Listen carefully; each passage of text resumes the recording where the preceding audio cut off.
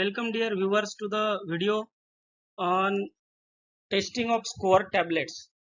So the video is regarding the testing and evaluation for the tablets which have the break line or the tablets which have functional scoring. So in this video we are going to see all the details regarding the testing evaluation, and also in some of the part we will see the best practices for having the good test results. So let's start with the video. Now we will see why the tablets are required to be scored and what is the requirement for scoring the tablets. So mainly the tablets are scored or the tablets have the break line so that the patient will divide the tablet or break the tablet into the given dose. That's why the tablets have a scoring for dose division to adjust the dose. Also it is for cost saving as different compression is not required for the different strengths. For example, the tablet with 100 mg strength, if having score or break line, then it can be used as 100 mg strength as a whole tablet and 50 mg strength by splitting. So splitting can be done by mechanical means or by hand. So the functional score or break line will help to divide the dose. Immediate release and extended release tablet can be scored. So if the tablet is having the functional coating, like if the tablet is having enteric coating, then the tablet will not be scored. Also the osmotic tablets are not scored, and the other tablet formulations which lose the tablet formulation design if broken, so those tablets will not be scored.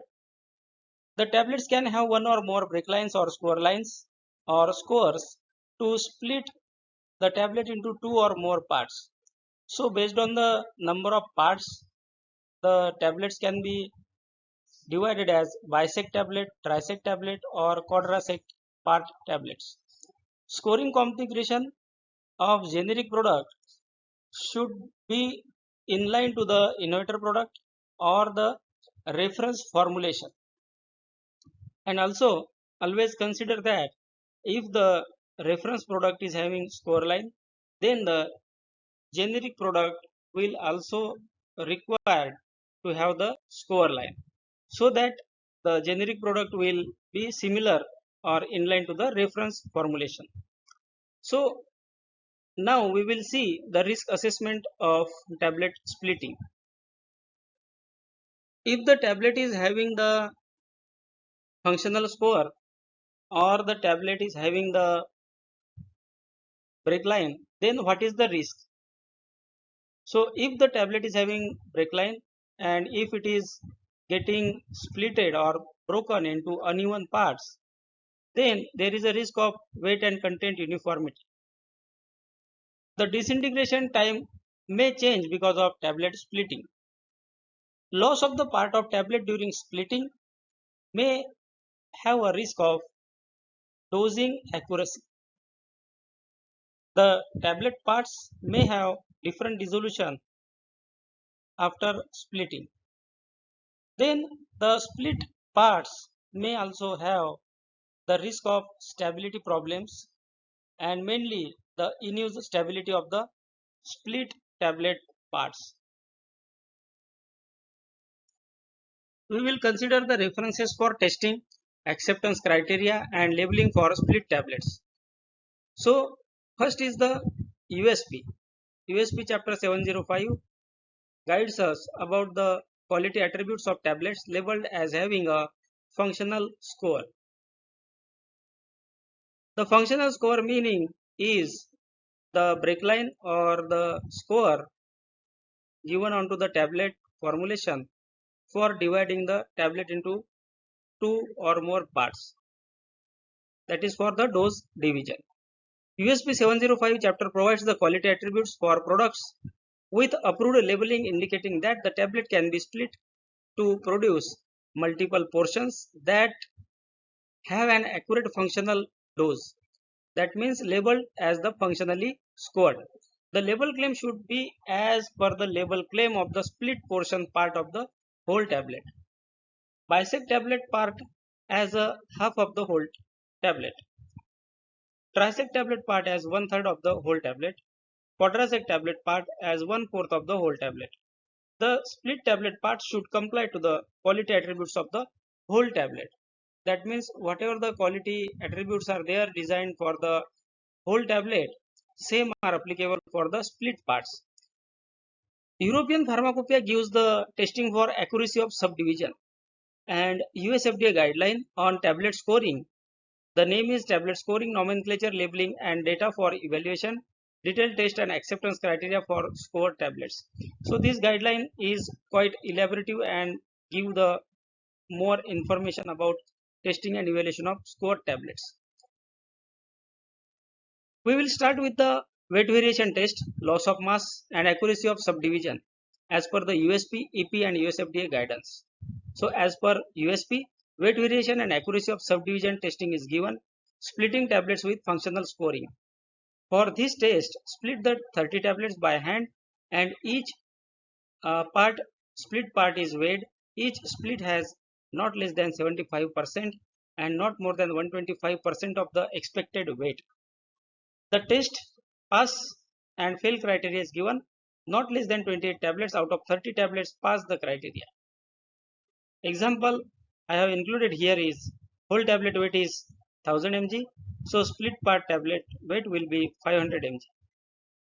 So that 500 mg is the expected weight. Now as per EP, the accuracy of subdivision test is given. In this testing, split 30 tablets. Not more than one individual mass is outside the limit of 85 to 115 of the average mass. Tablet fails to meet the criteria if more than one individual mass is outside the limit and or if one individual mass is outside the limit of 75 to 125% of the average mass. So in this first average mass is required to be calculated and after that splitting of the tablet is performed. After splitting, each individual part is weighed. As per USFDA guideline, split 15 tablets. So in USFDA guideline, hardness range is also given. At different hardness levels, the tablet should be taken and these are split. So bisect will have 30 parts and trisect tablet will have 45 parts. Loss of mass test. As per USFDA, not more than 3% between the individual split part compared to the whole tablet. So example I will give you, like if the tablet is having 100 mg mass for the whole tablet, then after splitting the tablet should not have loss of mass of 3 mg, not more than 3 mg. Then the dissolution testing and other testings as per USP and USFDA guideline. As per USP, testing is given for immediate release tablet and acceptance criteria along with testing for the extended release tablet and the acceptance criteria. So for immediate release tablet, dissolution is performed on 12 individual split parts and S2 stage is considered. Acceptance criteria, the average of 12 results is not less than Q and no result is less than Q minus 15. So this is the S2 stage criteria. Extended release tablet, procedure 1, individually test 12 split tablet portions and 12 intact tablets. Perform dissolution as per the conditions provided for whole tablets and calculate the F2 factor, that is the similarity factor. And this similarity factor will be in between the whole tablet versus split tablet. Acceptance criteria, the F2 is not less than 50. So acceptable range of F2 is 50 to 100. Procedure 2, use the split tablet portion as the doses unit. Individually test 12 doses units. Acceptance criteria, the percentage of the labeled amount released at the time specified conform to the L2 level criteria. So this is for the USP testing. Now come to the US FDA guidance. As per US FDA guidance, for immediate release tablet, dissolution is to be performed on 12 individual split parts, and acceptance criteria is similar to the whole tablets. So whatever the specification is provided for the whole tablet, the same specification is applied here. Modified release dosage forms using the matrix technology.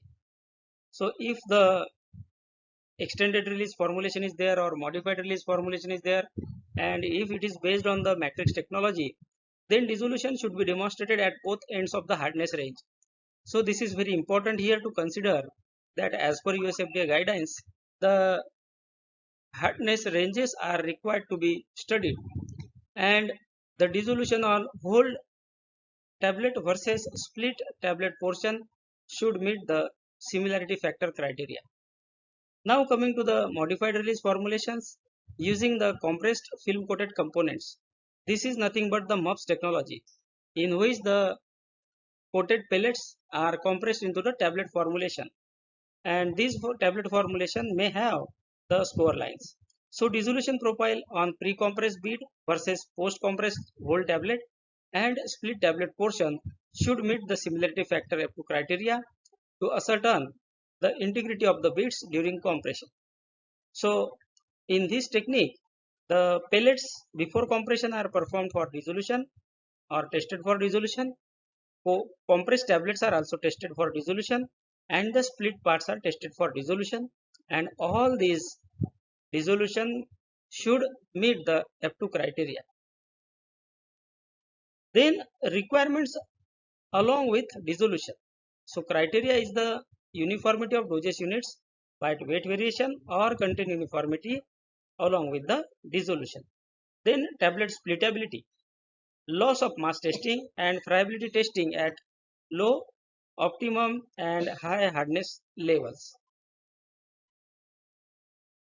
In this slide, I have included disintegration testing, uniformity of dosage unit testing, and friability testing for the score tablets.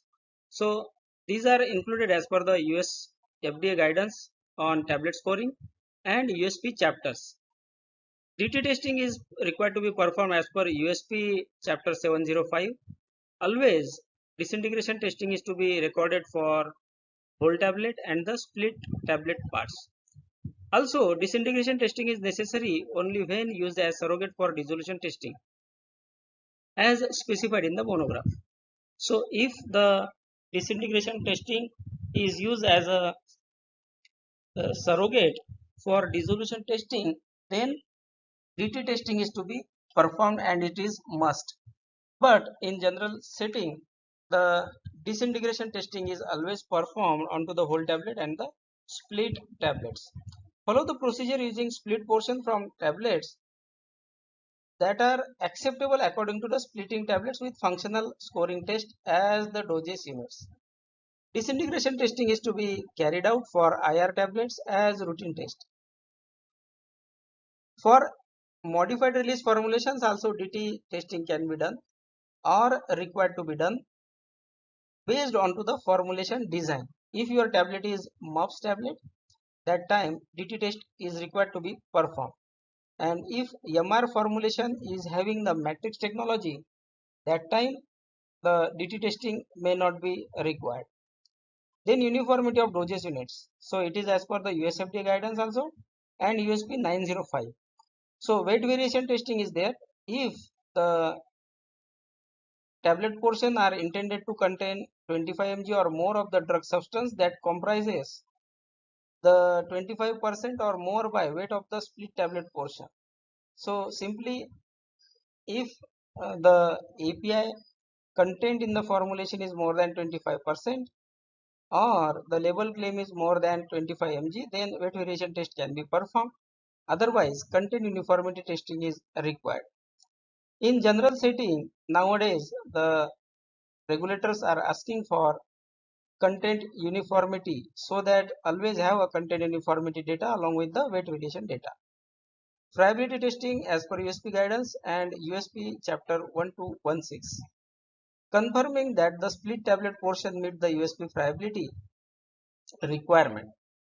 Percent friability is performed for tablets split part at low optimum and high hardness range.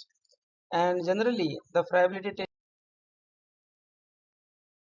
Now, disintegration testing, UOD friability testing for score tablets. So, as per USP guidance, USFDA guidance, and USP general chapters, these testings are required to be performed. Disintegration testing is required to be performed for all the IR formulation as a routine test for whole tablet and the split tablet parts. Also, whenever there is a disintegration testing is necessary only when used as a surrogate for dissolution testing as specified in the monograph. So if dissolution testing is not there and only disintegration testing is there, that time as per the USFDA guidance, this information is given. Then the uniformity of dosage units to be performed by weight variation testing and as per the content uniformity testing given in the USP 905 chapter. Friability testing is required to be performed as per the USP chapter 1216 and also it is given in the USFDA guidance. Percent friability is always performed for the tablet split parts at low optimum and high hardness range.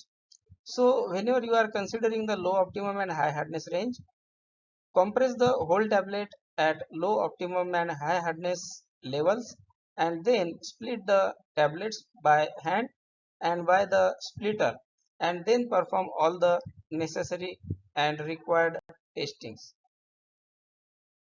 The MUPS technology MR formulation can also be tested for DT test.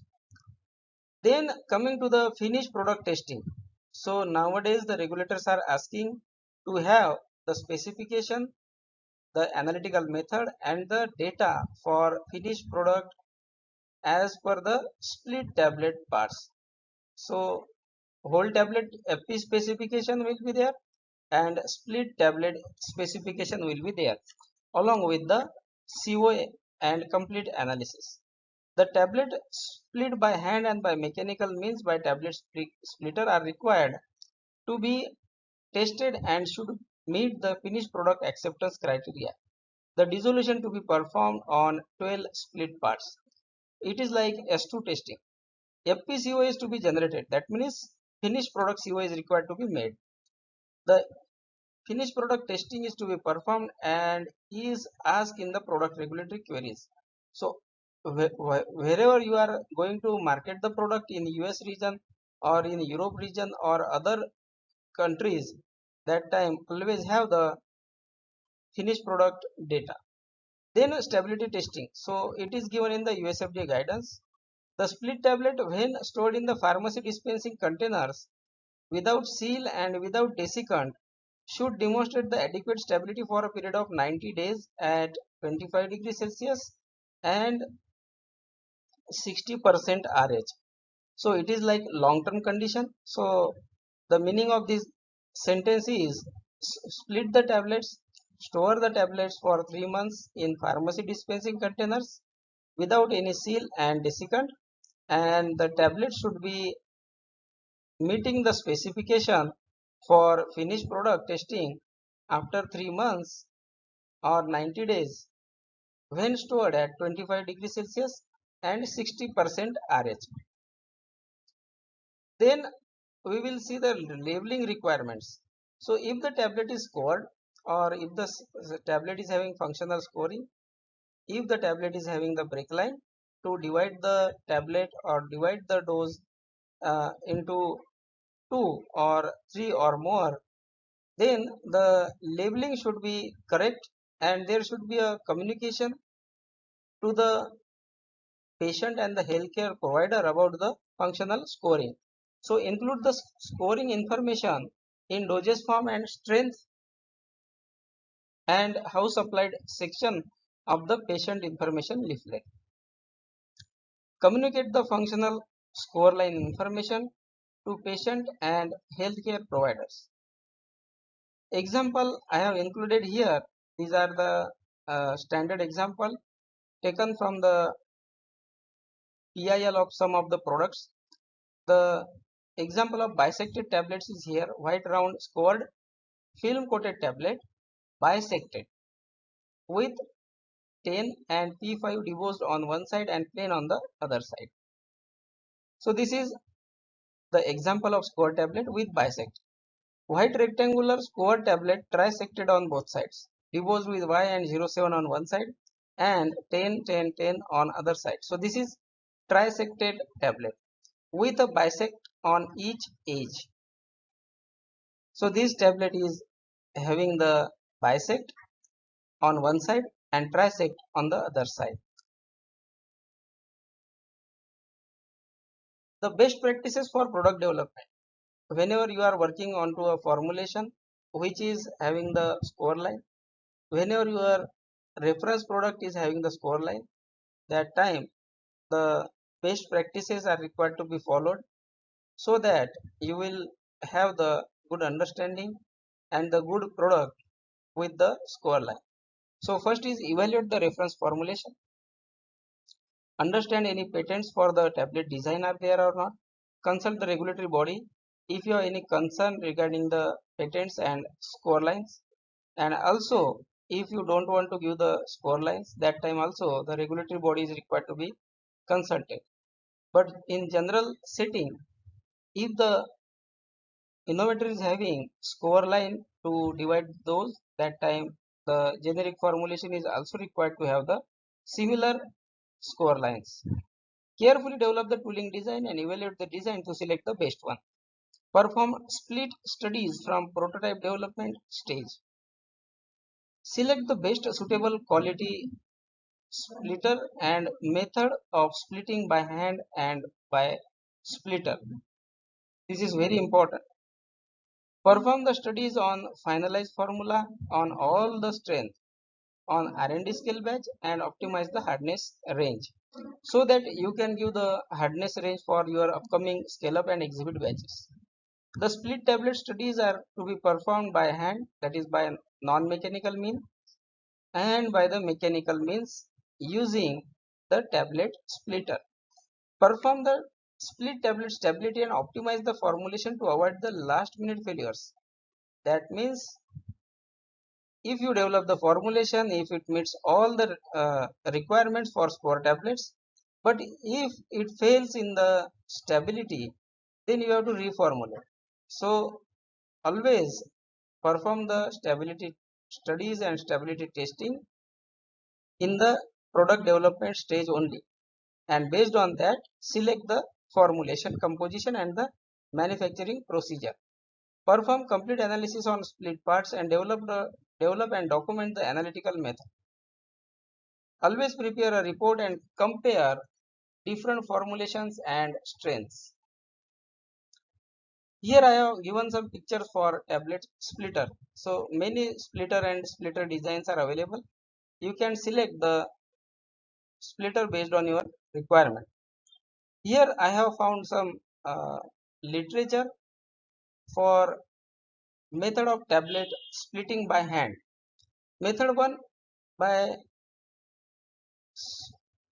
in by taking the tablet in between the fingers and by use of the nails or pressure given by the nail area you can split the tablet. Method 2 is in between the fingers without the use of nails.